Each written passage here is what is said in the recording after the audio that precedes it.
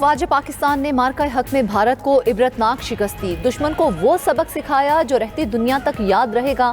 वजीर आजम शहबाज शरीफ का वफाकी काबीना से खिताब। कहा, कौमी बयानिया है कि पाकिस्तान के जोहरी असासे जारहियत नहीं, दिफा के लिए हैं। दुनिया पाकिस्तान को जिम्मेदार एटमी कुव्वत के तौर पर जानती है। पाकिस्तान को एटमी ताकत के बाद अब मुआशी ताकत बनाना है। काबीना इजलास में मुल्क की मजमूई सियासी और मुआशी सूरत-ए-हाल का जायजा लिया गया।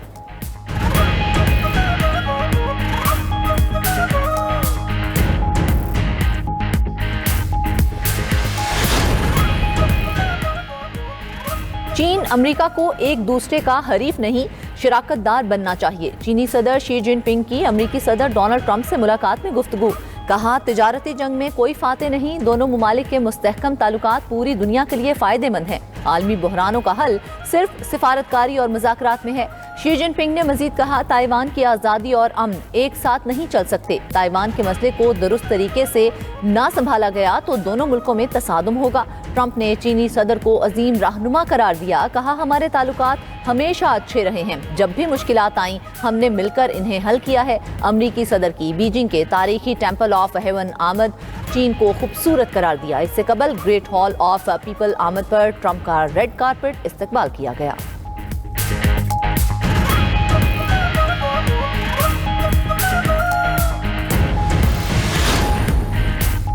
जंग के खात्मे के लिए ईरान अमेरिका मुज़ाकरात में पेशरफ जारी। ईरान को अमेरिकी सदर की रेड लाइन पर पूरा उतरना होगा। अमेरिकी नायब सदर जेडी वेंस कहते हैं, रेड लाइन का मतलब है ईरान को कभी एटमी हथियार बनाने की इजाज़त नहीं दी जाएगी। तेहरान की हालिया तजवीज़ मुस्तरद होने के बावजूद बातचीत का अमल आगे बढ़ रहा है। हतमी मुआहदे तक पहुँचने के लिए ट्रंप की रेड लाइन का एहतराम ज़रूरी करार।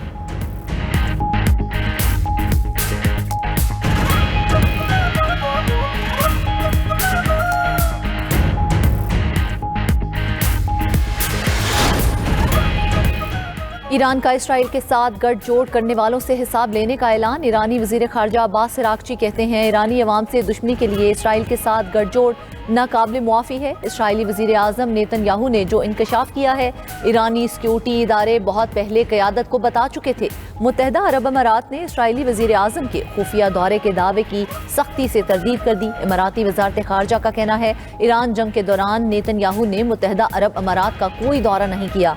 इसराइली वजीर आज़म के दफ्तर ने दावा किया था, नेतन्याहू ने जंग के दौरान मुत्तहदा अरब अमारात का खुफिया दौरा किया।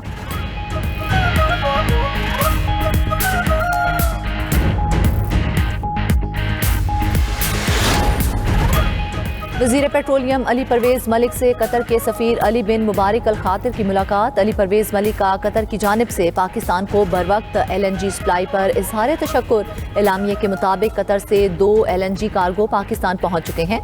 मज़ीद LNG सप्लाई हासिल करने के लिए करीबी राब्ता जारी रखने पर इत्तेफाक। कतरी सफ़ीर ने खित्ते में अमन व इस्तेहकाम के फ़रोग के लिए पाकिस्तान की कोशिशों को सराहा।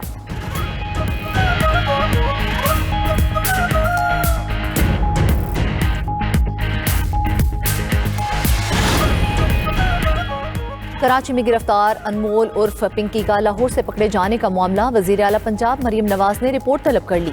पिंकी के नेटवर्क से लेकर दर्ज मुकदमे तक तमाम तफसीलात तलब। CCD ने भी बाकायदा तफ्तीश शुरू कर दी। उधर कराची में पिंकी के सहूलतकारों की मौजूदगी की इतलात पर छापे।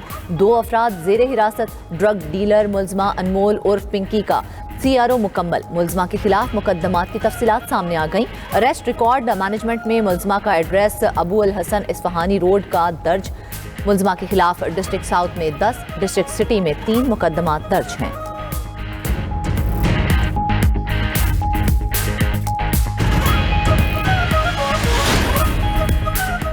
और ईद उल अज़हा के करीब आते ही शहर शहर मवेशी मंडियों की रौनकें बहाल। खरीदार मवेशी मंडियों का रुख करने लगे। किसी को बकरे तो किसी को गाय की तलाश। व्यापारी भी मर्जी की कीमतें वसूल करने के लिए तैयार। शहरियों का जानवरों की कीमतें ज्यादा होने का शिकवा।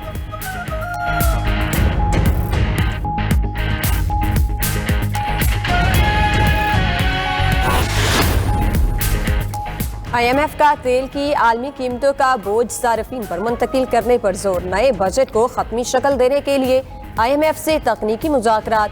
ज़राए के मुताबिक वज़ारत ख़ज़ाना हुकाम ने IMF वफ़द को डेटा शेयरिंग शुरू कर दी। नए बजट में 400 अरब रुपए से ज़्यादा के टैक्स इक़दामात तजवीज़ किए गए। नायब वज़ीर आज़म इसहाक डार को बजट साजी में कलीदी किरदार सौंप दिया गया। IMF ने 683 अरब रुपए टैक्स शॉर्टफॉल पर भी तहफ़्फ़ुज़ात का इजहार कर दिया। नए माली साल में चारों सूबे ज़रूरी आमदन पर मुकम्मल टैक्स वसूली करेंगे। खसारा कम करने के लिए IMF ने माली डिसिप्लिन यकीनी बनाने का भी मुतालबा कर दिया।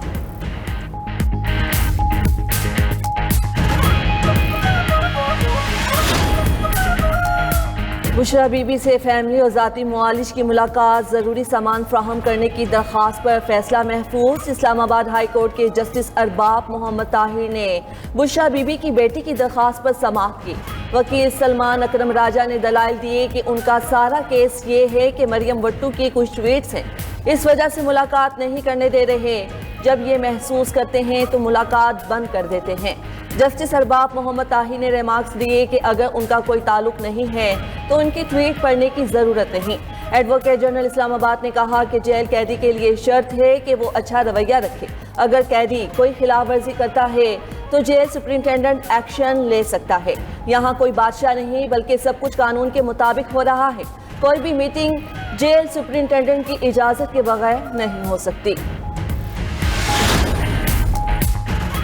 इसराइल की लेबनान पर वहशियाना बमबारी जारी, 24 घंटे में 15 अफराद शहीद। कस्बा अरब सलीम में फ़ज़ाई हमले में 3 बच्चों समेत एक ही घर के 5 अफराद जाँ बहक। लेबनानी हुकाम के मुताबिक जंग बंदी के दावों के बावजूद अब तक 10,000 से ज़ायद मकानात मलबे का ढेर बन चुके। उधर हिजबुल्लाह की इसराइली फ़ौज के खिलाफ बड़ी कार्रवाई, खुदकुश ड्रोन से इसराइली फ़ौजी गाड़ी तबाह कर दी।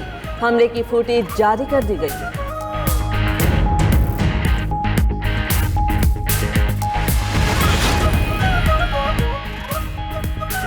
फ्रांसीसी सदर को अहलिया ने थप्पड़ क्यों मारा, वजह सामने आ गई। मैक्रोन और ईरानी अदाकारा के दरमियान मैचेस वजह तनाज़ा बने। फ्रांसीसी सहाफ़ी ने अपनी किताब एक परफेक्ट जोड़ा में दावा किया कि मैक्रोन और ईरानी अदाकारा गुलशिफ्ता फरहानी के दरमियान मैसेजेस लड़ाई की वजह बने। फ्रांसीसी सहाफ़ी ने लिखा कि वियतनाम दौरे के दौरान मैक्रोन की अहलिया ने उनका फ़ोन चेक किया। सदर मैक्रोन की जानिब से अदाकारा की खूबसूरती की तारीफ पर मबनी पैगामात ने ब्रेक्जिट मैक्रोन को मुश्तइल कर दिया, जिस पर उन्होंने अपने शौहर को थप्पड़ दे मारा।